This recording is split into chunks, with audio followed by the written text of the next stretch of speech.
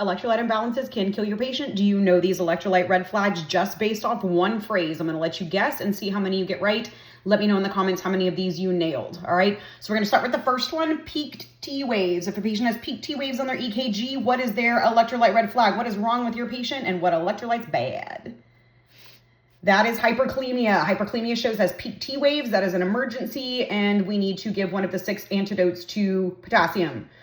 All right, next one is a positive Chavosis. So their cheek starts it's going to start twitching, okay? And if you flick it, it's going to twitch like crazy. What electrolyte imbalance is that? That one is hypocalcemia. We need to get them some calcium IV. All right, we're going to do that as a slow drip, all right? All right, next one would be absent DTRs. If your patient has absent DTRs, what electrolyte imbalance are they in? This one you need to run for. This one's a priority.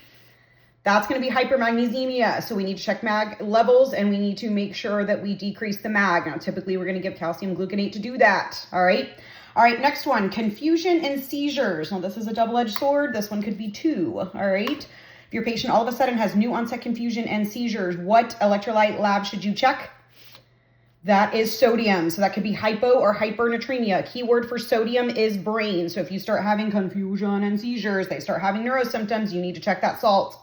All right, last one is ventricular dysrhythmias. You're like, well, why is this patient having ventricular dysrhythmias? This is so crazy. Then what electrolyte is usually to blame?